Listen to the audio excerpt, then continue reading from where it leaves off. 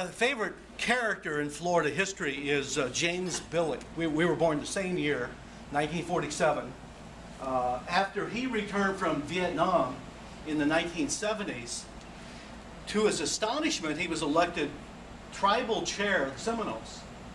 And only in his early 30s, he felt he lacked the confidence to lead the Seminoles into the modern age. He asked an elderly medicine man, "What must I do? What can I do to win the confidence of my people?" He said, "Son, you must first go out and capture, kill, and eat a Florida panther," which he promptly proceeded to do and was arrested for killing an endangered species on federal land. He pleaded it was a religious purification ceremony on sovereign land, and in fact he was acquitted in Fort Lauderdale of charges. And as he's coming out of the courthouse, there's like 300 reporters. And what's the first question the reporter asked? What are you going to do? "What does panther taste like?" He said, "It tasted like a cross between manatee and bald eagle." Thank you. I'll be at the comedy club tonight. You're a great audience. Memories of flood me right now thinking of my first AIHA conference and the last AIHA conference in 1977. I was only 30 years old. It was, I think it was, I could have it confused with the 78 conference, but I believe it was in Cleveland at John Carroll. And his first conference I went to, and just felt so privileged to meet all these luminaries: Sal Legumina, Frank Cavioli, Lou Iarrizzo, Giovanni Schiavo was there. He was still alive. Rudy Vecoli was there, and just so exciting. What an exciting field in the 1970s. Very few literary people there now. It's kind of turned on its head, but still an exciting field. In some ways, I'm a strange choice to be keynote speaker, which you may agree on this later. But my family, my course of scholarship has not exactly been mainstream.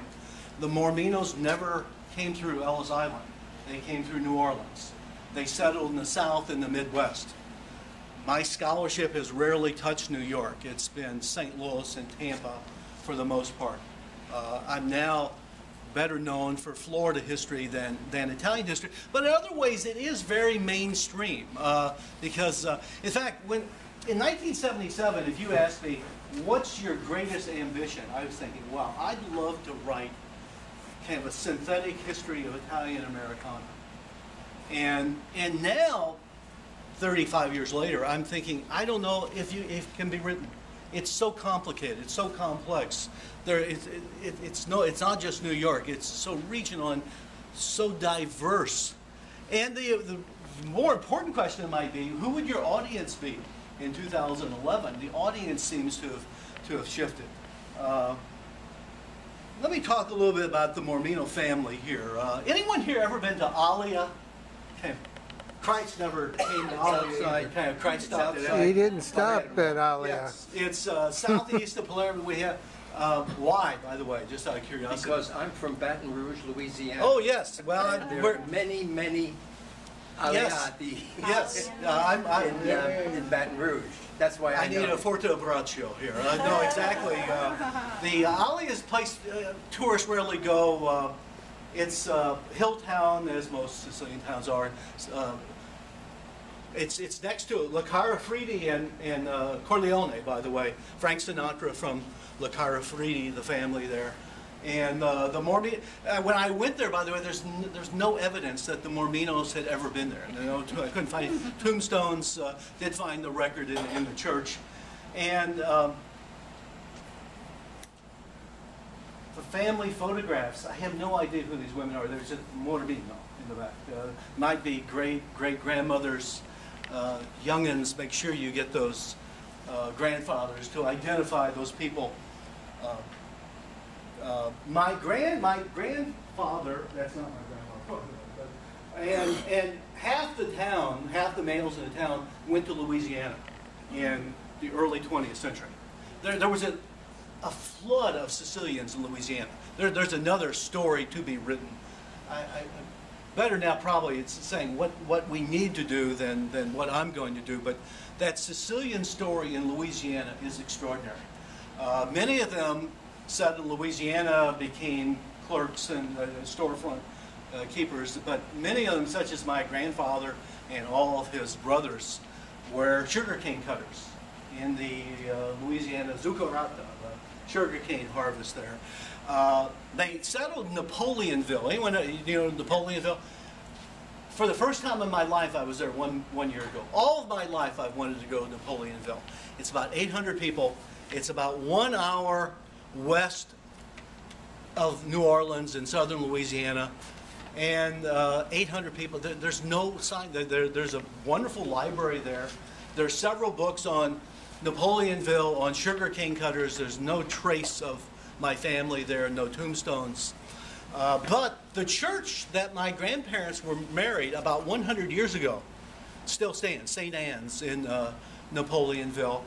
Just about 100 years ago to this day, Sarah Guarino Piazza and Rosalino Mormino were married in Napoleonville. They had 8 children, twins died, 7 survived. One brother stayed behind. I'm going to talk. If I forget to talk about the story of the brother who stayed behind, make sure you nudge me here.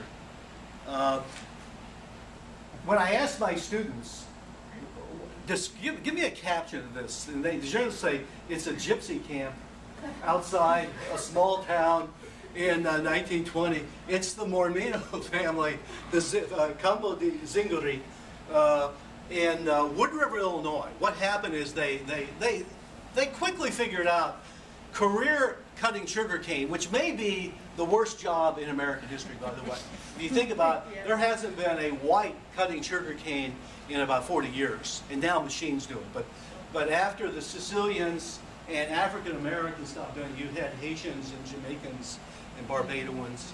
But this is my grandmother, my Uncle Sammy, my 2 aunts, and Uncle Louie, and there are 3 brothers that are missing in They really discovered kind of the American dream on the wrong side of the tracks in Wood River, Illinois. Anyone been to Wood River, Illinois? I used to live in Wood River. You're kidding, a paisano. You're kidding me. You're kidding. How would you describe Wood River? Wow. Orwellian. Yeah, it's not your dream retirement community.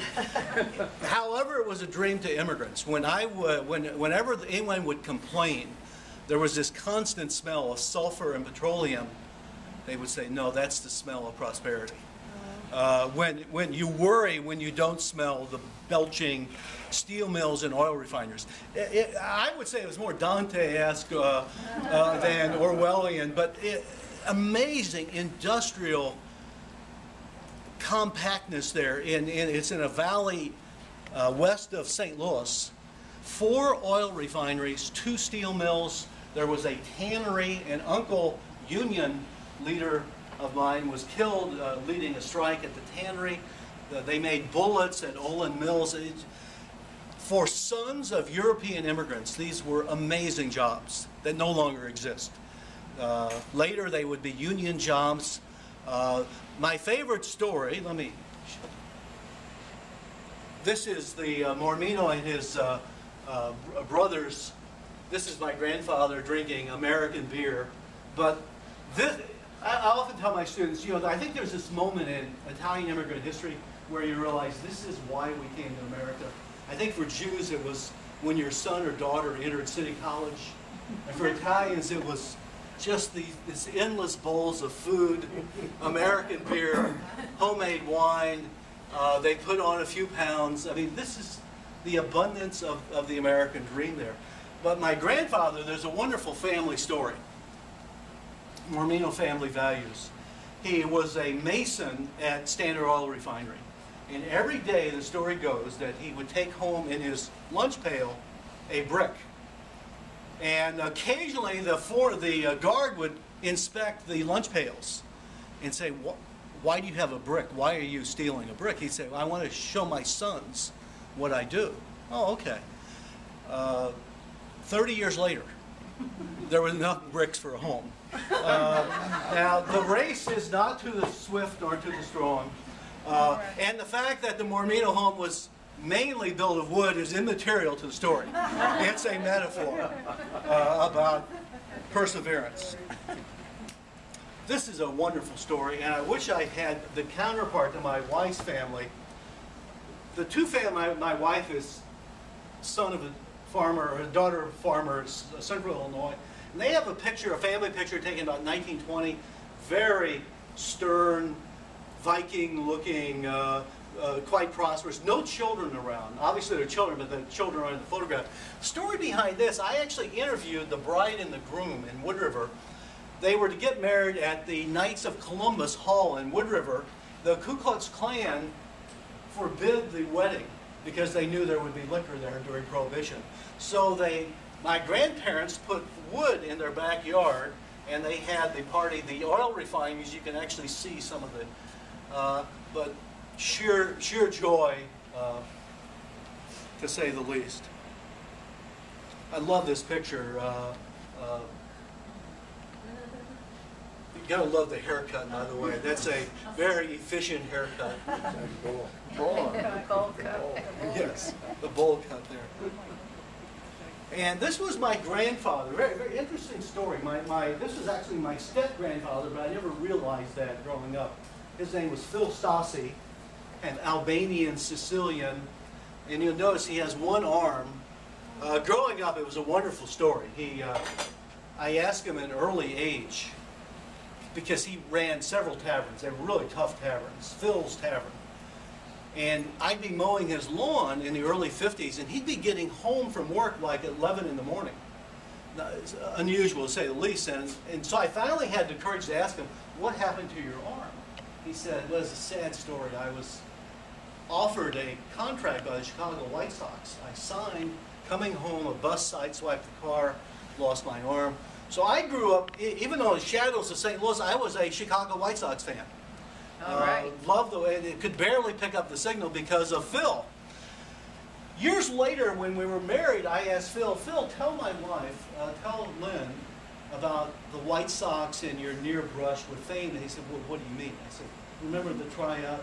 Oh, he said, I was making that up. I said, well, what happened? He said, well, I was shot bootlegging. And I said, wow, that's a better story anyway.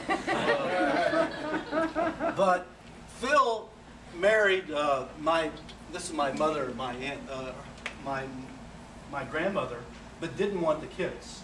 So my mother stayed with her grandmother in Tamaroa, Illinois, just impoverished coal town in southern Illinois. But he was just a glamorous character of my youth growing up, because he was always so. My father and two of his brothers, World War II is the great story after immigration, I think. Two events kind of bracket modern Italian-American history, Pearl Harbor and VJ Day. You cannot understand modern Italian-Americana without World War II. I think before the war, just roughly sketching it out, Italian-Americans were on the margins. As I think were Jews, most Eastern Europeans. I think the searing experience of the war brought Italians to the outer edges of the mainstream. Plus you have the GI Bill. It's the intermarriage. Many GIs brought home brides they had met at USO dances in Missoula, Montana. But it's an amazing, so my father dropped out of school in 4th grade, like Huck Finn, lighted out for the territory, worked on barges, and then when the war breaks out, he's not dumb, he's quite an intelligent guy. He realizes, maybe I can learn something in this war. So he joins the 36th Naval Construction Battalion, the Seabees, figuring I'll learn construction. I can do construction work after the war. And this is his brother Sammy. Sammy, also a 4th grade dropout. Sammy used his GI Bill to go to shoe repair school. And I'll never forget, as a young kid, I visited his shop. That amazing smell of burnished leather and glue. And my father kind of puts his arm around me and says, son, you need to start thinking about a trade. People will always need their shoes repaired. Here's my dad from this small town in southern Illinois, goes to South Pacific, Bougainville, New Caledonia, Okinawa. He then meets my mother. My mother's now 18, living with her stepfather, and they meet their neighbors in Little Italy, and they fall in love. I never saw my father write a letter. He never wrote me. I never saw my father kiss my mother. They never hugged. They only went out for one night, I can remember, on their own. It's interesting. He won a contest. He won tickets to West Side Story. And he comes home and he says, what the hell is this? The Italians get ready to fight, and they start singing a song. I mean, what kind of movie is this? It just didn't make any sense. But I'll give you, we found the letters after he died about 3 years ago. And this is kind of Barney Mormino. Everyone called him Barney. They thought with the broken nose he looked like Barney Google. And here's the anthropologist discussing South Pacific life. He said, honey, you ought, A-U-G-H-T, you ought to see some of the native debutantes we have here. The native women smoke pipes, have bones through their noses, earrings, and I mean, they look awful. Even the little kids just able to walk smoke pipes. We were laughing at them one day when the chief came down, and he was very mad at us. So they get married, and this is kind of one of his friends. This is at Okinawa. They had blown away the university there. And it says, Barney Mormino standing at an entrance to enroll at Maha University. There's an interesting Florida backstory to this, by the way. Apparently, one of his officers sees a statue inside the school, and it's a statue of the Okinawan Buddha. And he takes it and sends it back to the States. And the officer was a graduate of Rollins College in Winter Park. And he gives it to the president of Rollins. And as only fate would have it, about 10 years ago, a visiting delegation from Okinawa is waiting outside his office and saying, my God, that's the greatest missing treasure. And the president returned it to Okinawa. This is my grandparents, aunts, my father, right after the war. That's their home in Little Italy. The family, a few years later, the brothers. My father was a tough guy. I'm telling you. I think he thought his role in life was to make his son tough. And I certainly work hard. But to give you an idea of his moral lessons, this was my beloved dog, Skippy. So when I was about 5 years old, Skippy must have bit a neighbor. So my father says, get in the car, take Skippy. He rides to the country, opens the door, kicks Skippy out, and just drives home. And poor Skippy is running after the car. And you figure, there's no sentimentality. There's no room. Life is hard. You're on the edge, and dogs are animals. They're not something to get attached to. I think my sister was driven to the nunnery, literally and figuratively. This is my, she's a twin, but she's not my twin sister. She's now Sister Mary Rose, and she went hardcore. She's a poor Claire. This is a salty story, which might seem strange with a nun's picture, so hope I don't offend anyone. I got Dom's permission on this. When my father died, I wrote an obituary talking about all of his escapades, including there were several anti-clerical stories. He had little use for the church. For instance, when he was in parochial school, the Sister Eulalie asked him, Barney, please lead the class in the Lord's Prayer. He began, Our Father, who works at Standard Oil Refinery, kicked out of school. And there was another case, when I was in first grade, Sister Eulalie, also still there, went around the class, what do your parents do? I said, well, my father's a blackjack dealer. And Sister Eulalie called my mother and said, what is this? What's going on? And Shell Oil Refinery was on strike. My father was working at an illegal casino. And so So anyway, my sister wrote me home and told me the story. Again, hold your ears if you're going to be offended. When she's in high school, the four sisters, they had four sisters, they felt they were drifting away from their father. So they said, let's take Dad to a movie. And the interesting movie they choose to take my father to, Jesus Christ Superstar. Perhaps not the best movie. And what he does is what most 60-something males would do. He's bored, so he falls asleep. My father could snore and shake the rafters, so patrons began complaining about his snoring. So they brought a young usher down with a flashlight, and he's tapping my father on the leg. And my father wakes up, looks at the screen, and says, Jesus Christ, where the fuck am I?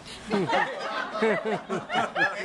he's kicked out of the movie theater. He's kicked out of the movie theater with my sister, the future nun, which is probably the reason she's a poor clarinet. And I'm probably going to hell, but... Oh, no, you got a way to go. And going into college, if you asked me when I was an undergraduate, what does Italian Americana mean to you? Not a lot. My grandparents only spoke Sicilian. They were quite old when I was born. This was not really, honestly, being Italian was not the central core of my life. I wanted to be a chemist. I might have, other than calculus. So I decided to go to graduate school in history. It is a glory. 1969, what an amazing time to be a grad student. The whole atmosphere of the 60s. I'm at University of North Carolina. God, is life getting any better than this? No clue as to give you an idea how clueless I was. I decided, well, I should apply to at least one Ivy League school. So I applied to Dartmouth. And I get a very nice letter back from the secretary saying, you know, you might be interested to know Dartmouth has no PhD in history. You might check the catalog next time before you apply. But at the time I say, okay, you know, kind of the left is sweeping American Academy in the 1960s.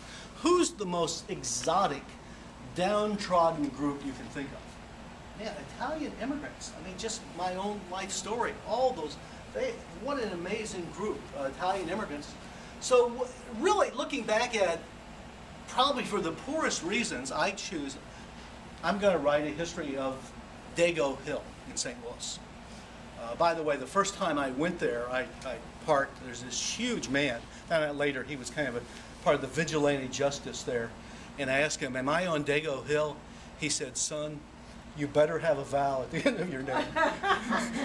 But they still pretty much call it Dago Hill there. How many of you have been to the Hill?